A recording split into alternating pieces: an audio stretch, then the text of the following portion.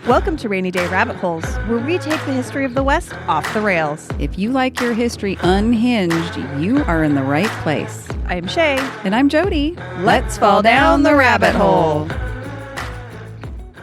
Hey everyone, welcome back to Rainy Day Rabbit Holes. It's silly summer season. I don't know why I'm pointing at you like that, like I'm lecturing you. It's silly summer season, where Jody and I are road tripping through some of the world's most unhinged history stories.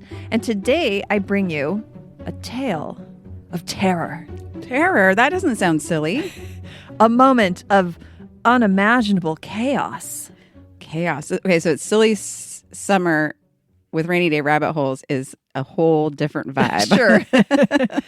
A scene so bizarre, so humiliating, so fluffy. Fluffy? But I'm getting ahead of myself. Are we doing another Bigfoot? Not quite. This is the story of a powerful man, one of the greatest military tacticians in history, who stared down monsters and lost. These were no ordinary beasts. They were quick. They were relentless. They attacked in droves.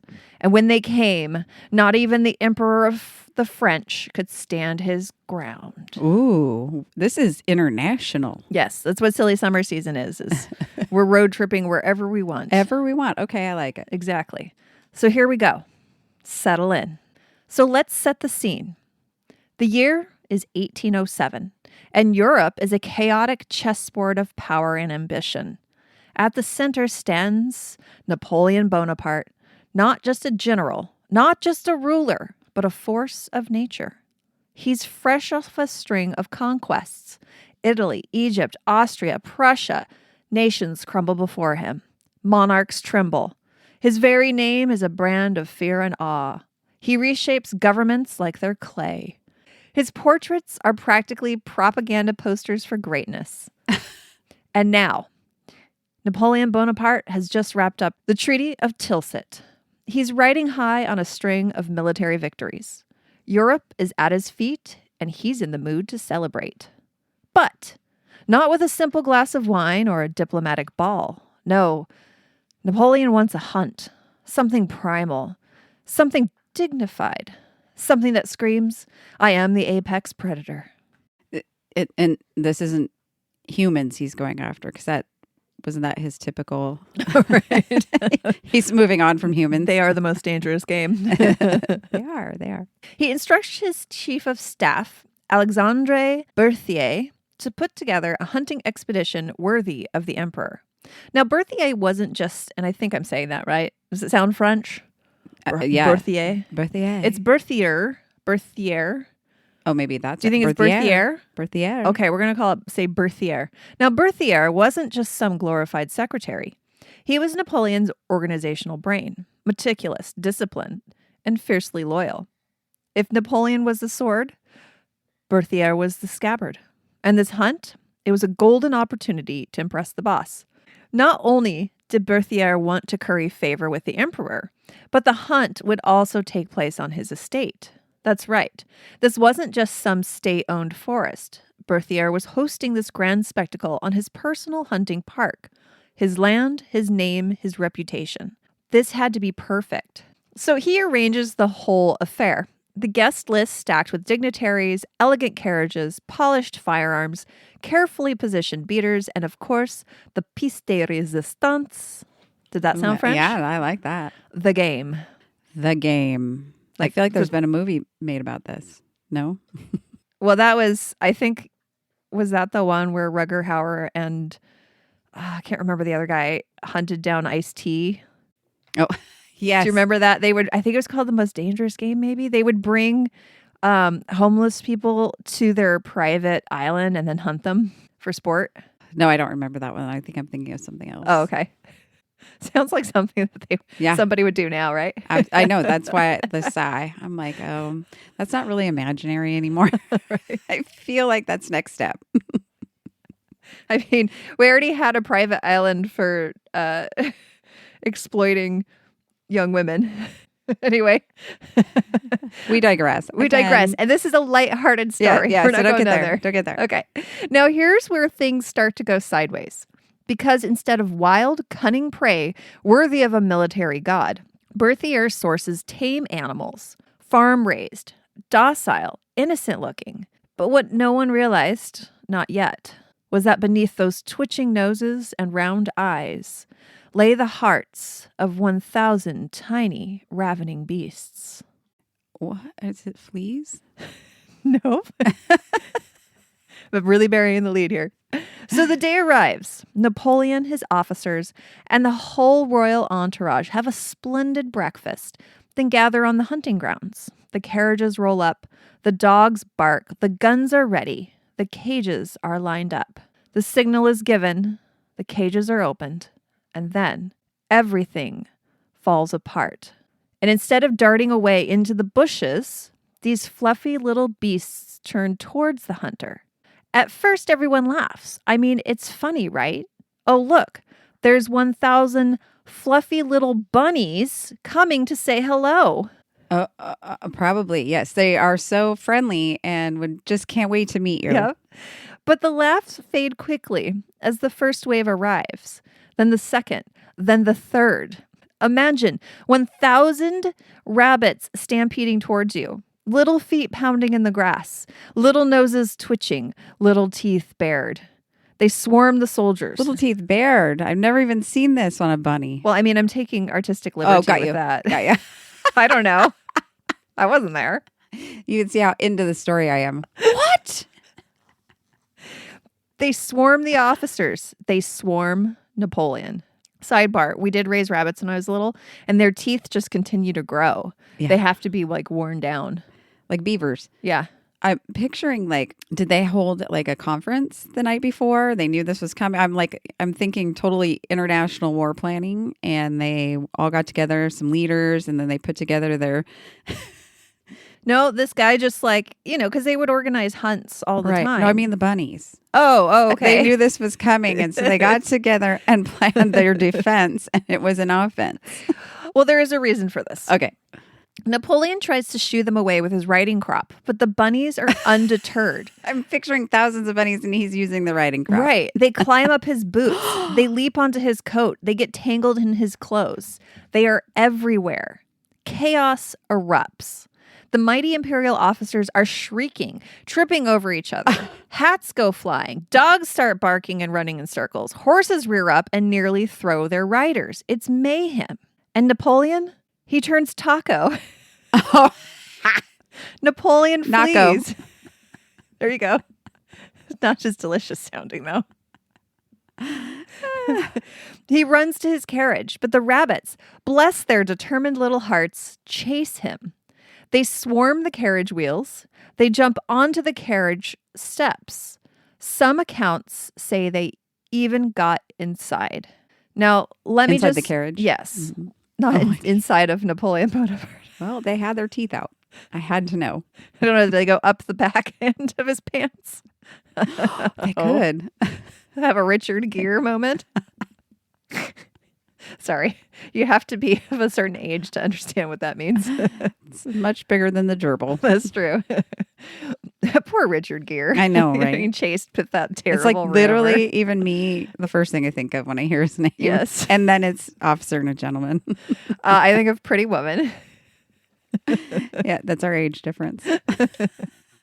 So let me just pause here. Napoleon Bonaparte, conqueror of Europe, architect of empires, the man who turned battlefields into canvases for his genius, had to run away from bunnies. Not enemy troops, not assassins. Yeah. Not even a pack of wolves. The bunnies got him. Bunnies. It was a bunny apocalypse. Tiny, twitchy, and absolutely feral. But why, you might ask, did the rabbits attack? Yeah, that's what I want to know. I still am sticking so far to they got together, had a conference. It's called something when you get together in war plan, and I can't think of the word. It starts with a C too, yeah, isn't it? Yeah. Convene, no. Something. Convention. They had a, I don't know. Yeah. I mean, it's in the news every day because it happens. No, it's not a conglomerate. I don't know. Someone help us out. Send us Somebody, a note. It'll be much later than we're recording, but and we won't know what you're talking about. We'll still want to know. What is that word? Somebody apropos of nothing, just email us the word Out of nowhere. Out of nowhere. It confused me greatly. Thank you. So here's the kicker. These rabbits weren't wild. They were tame, farm-raised rabbits, domesticated, conditioned to see humans not as threats, but as food delivery systems. And thanks to some top-tier logistical oversight, Berthier hadn't fed them the day before the hunt.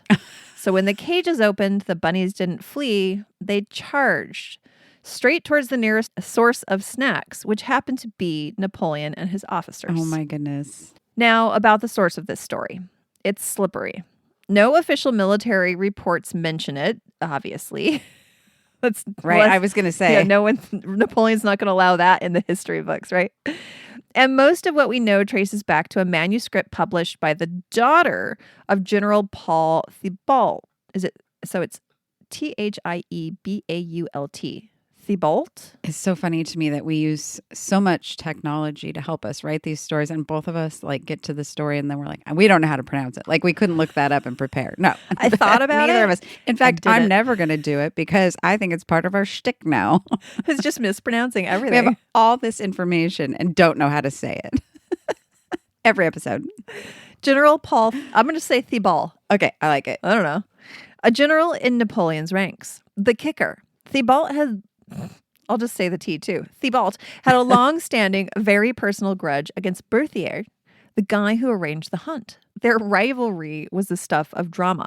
Thiebault reportedly found Berthier insufferable, and Berthier thought that Thiebault was a pompous irritant with a hero complex. So some classic historical beef. Mm-hmm. Yep. Gosh, how things don't change. I know. Just replace the humans. I know. We've got adjust a little the story and boom. World War douche going on right now. Between you two Huey goes, and I'm here for it. I'm living for every second of it. Yeah, I cracked up a lot. Ketamine Ken and taco. Tacos and drugs.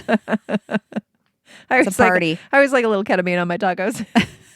All right. So, yes, maybe this whole story was one long act of revenge. Or maybe, just maybe, it really happened. And no one at court ever dared to write it down out of sheer embarrassment.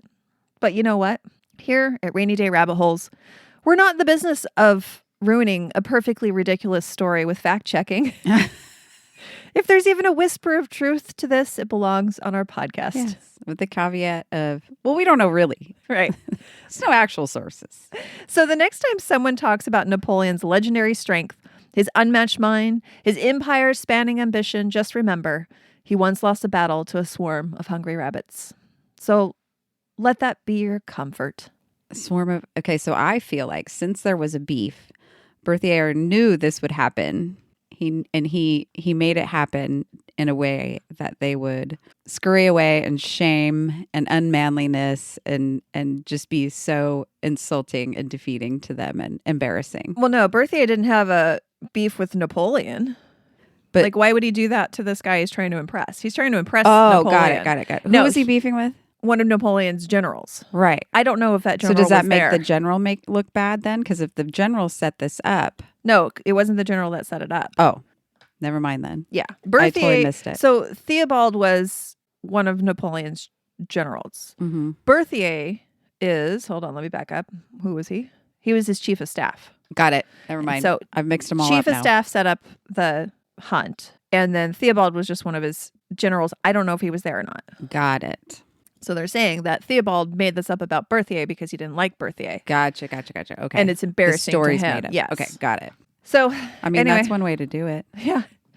I mean, how many years now? It's been 200 years later, and we're talking about it.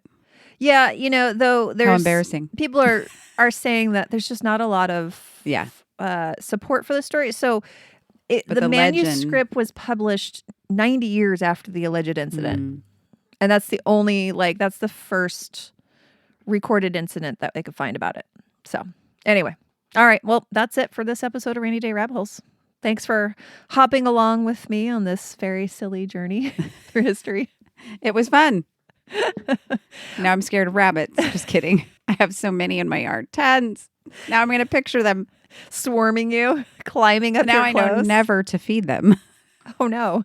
Yeah, because then they'll be like, "Oh, she's the snack lady. Yeah, she's lunch lady." That's her. Oh no, are you the lunch lady for rabbits? She gives them blueberries. Sorry, besides my dog, which is the background noise you hear of chewing, we also have a grandchild in the room. So that's that little voice you just heard. She shall remain anonymous. She is anonymous. She's an anonymous grandchild.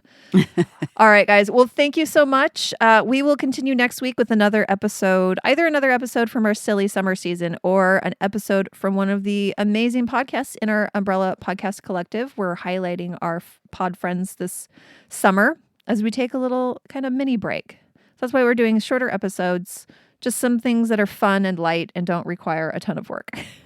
Exactly. And also wanted to just point out to you guys, if you ever hear an advertisement on our show that is maybe objectionable, remember, we don't have control over the ads and they change for every region that you're in. But our platform is very good. If I email them and say that advertisement is objectionable, they'll block that advertiser from our feed. So you can always email me, Shay@RainyDayRabbitHoles.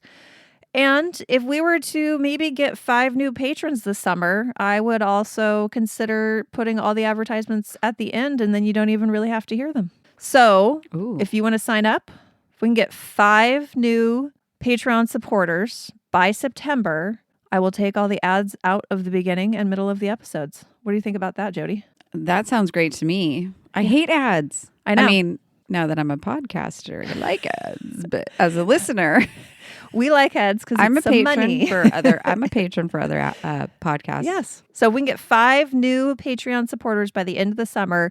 We will reduce those ads and stick them at the end of the episode so that you can just skip right through them if you want.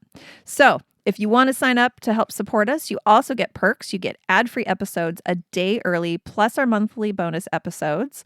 If you are a supporter at the $10 or higher level, you get gifts. So like we are going to be seeing one of our wonderful patrons soon, and she is getting a bespoke coffee mug. Oh, it is impressive. It is very cool. And only she gets that one. It is for her. Yep, there's one of a kind. I'm going to have to destroy the file. Yep. And no more. She will be the only one with Which that makes mug. me jealous because I really like it. Okay, I will make one for you too. No, we can't. Then there'll be more than one. I'll have to make you a special one. Yeah, okay. All right, guys. But you can go to rainydayrabbitholes.com/support to learn more about the ways you can support us. You can also support us by a one-time donation right there on Patreon as well. It's basically like buying us a cup of coffee. $5 goes a long way to help us pay our monthly bills. All right, guys. Well, thank you so much. Don't forget to check out the Umbrella Podcast Collective and all of the great podcasters over there. And see you down the rabbit hole.